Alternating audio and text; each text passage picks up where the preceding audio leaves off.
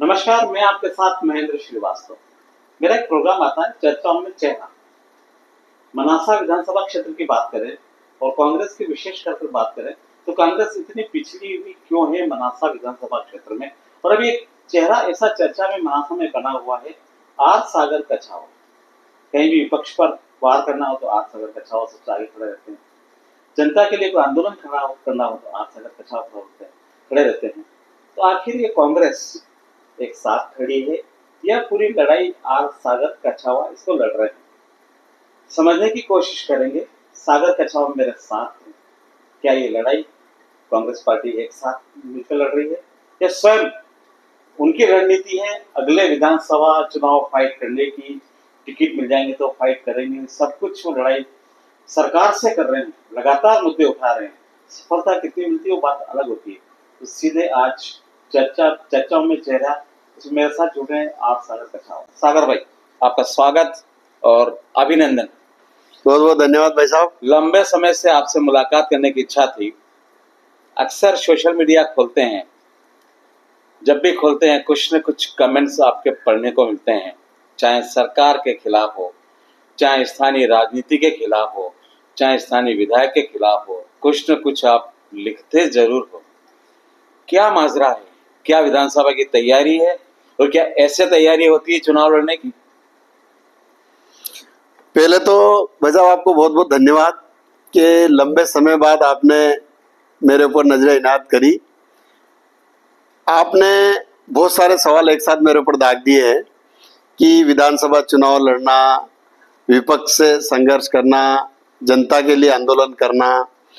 जब हम सार्वजनिक जीवन में होते हैं तो हमारा मूल काम यही होता है, जनता के लिए। सबसे पहला अगर कोई सार्वजनिक जीवन में काम कर रहा है तो उसके लिए जनता उसका भगवान होती है। जनता ही उसको बनाती है और जनता ही उसको घर बिठाती है। इसलिए सबसे पहली प्राथमिकता हमारी जनता है। हम उसके लिए 24 घंटे तैयार रहते हैं। और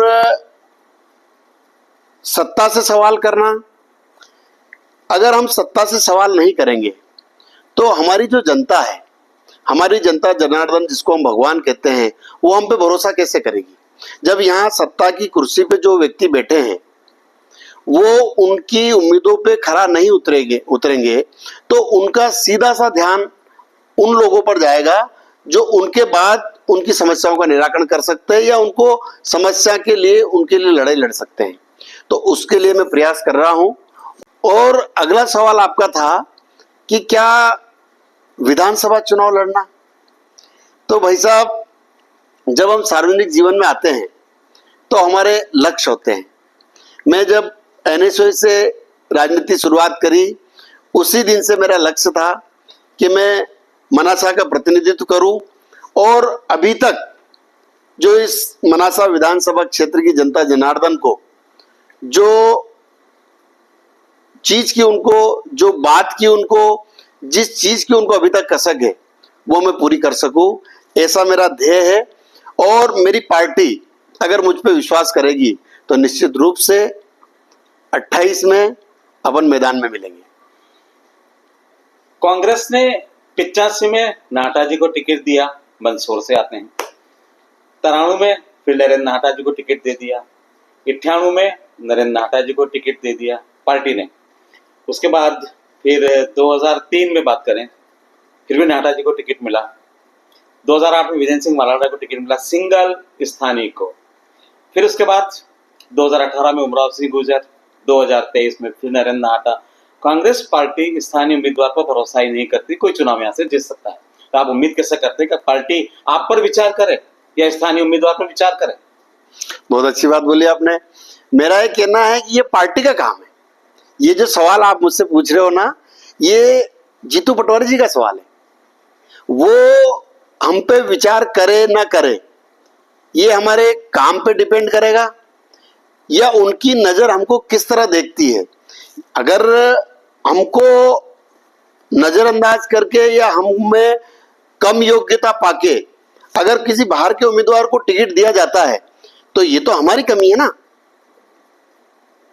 स्थानीय लेवल पे जो लोग हम काम कर रहे हैं, हम पे पार्टी विश्वास नहीं कर रही है और नीमच और मंदसौर से हमारे नेता लोगों को लाके यहाँ पे चुनाव लड़ाया जा रहा है, ये हमारी दिक्कत है। लेकिन पार्टी का निर्णय सिरदार है, जो पार्टी निर्णय कर रही है वो पार्टी से ही निर्णय कर रही है। तो भरोसा आपने स्थापित नहीं किया नेतृत्व को। बिल्कुल, अभी तक हम भरोसा साबित नहीं कर पाए थे, और मैं 28 में आपके वीडियो पे बोल रहा हूं कि 28 से पहले पहले हम मनासा विधानसभा क्षेत्र की जनता जनार्दन का इतना दिल जीत लेंगे कि मनासा की जनता के विश्वास के लायक व्यक्ति पर हमारा कांग्रेस का देश और प्रदेश का नेतृत्व विश्वास करेगा। ये मैं आपको दावे के साथ कहता हूँ। सागर कछावा तो चुनाव लड़ने की ही तैयारी कर रहे हैं। कुल मिला के लगातार आप विपक्ष पे वार कर रहे हैं। आप कभी विधायक मनासा को भी घेरते हैं, विपक्ष को भी घेरते हैं। तैयारी आपकी चुनाव की है 2028। नहीं, मेरा आपका जो प्रश्न है इसका मेरा जवाब है, चुनाव लड़ने की अभी 28 की तैयारी। मैं तो 2008 से चुनाव लड़ रहा हूं। विजय सिंह मालाडा जी के साथ में मैंने कंधे से कंधा मिला के चुनाव लड़ा। सेकंड में उनके साथ कंधे से कंधा चुनाव लड़ा। मैंने उमराव सिंह गुर्जर के साथ में कंधे से कंधा लगा के चुनाव लड़ा। मैंने माननीय नरेंद्र नाटा के साथ में रहकर चुनाव लड़ा। मैं तो चुनाव लड़ रहा हूं।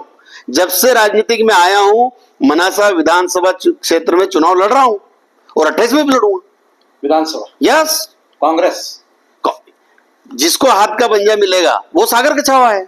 आपने मेरे इंटरव्यू में कहा था सन ऑफ बंजारा, आपका एक टाइटल था सन ऑफ बंजारा। जीऊंगा तो बंजारा समाज के लिए, मरूंगा तो बंजारा समाज के लिए। बंजारा समाज कहेगी तो चुनाव लड़ूंगा, बंजारा समाज कहेगी तो नहीं चुनाव लड़ूंगा। ये आपका स्टेटमेंट रिकॉर्डेड मेरे चैनल पर बिल्कुल है। देखो मेरी बात सुनो, आपकी भी कोई जाति है, मेरी भी कोई जाति है। जो भी सार्वजनिक जीवन में व्यक्ति है, ये मैं इस चीज को कभी नहीं नकारूंगा कि मैं बंजारा हूं। और मेरी पार्टी राहुल गांधी जी से लगाकर, खड़गे जी से लगाकर, जीतू पटवारी जी से लगाकर हम जातिगत जनगणना के समर्थक रहे हैं। और मोदी जी को झुका के हमने देश में जातिगत जनगणना की घोषणा करवा दी है। जातिगत जनगणना होगी, इसलिए मेरी जाति बंजारा है। और बंजारा जाति को मैं कभी छुपाऊंगा नहीं। बंजारा जाति होने का मैं कभी नहीं कहूंगा कि मेरी बंजारा जाति मेरी ताकत है। बंजारा समाज के लिए अंतिम समय तक जीऊंगा। लेकिन मैंने ये कभी नहीं कहा है कि मैं सर्व समाज के हित की लड़ाई नहीं लड़ूंगा। मैं सर्व समाज के लिए भी जीता हूं, उसके अंदर बंजारा जाति भी आती है। तो मैं सर्व समाज के लिए जीता हूं, कांग्रेस पार्टी का कार्यकर्ता हूं, और जनता जनार्दन के लिए काम करता रहूंगा।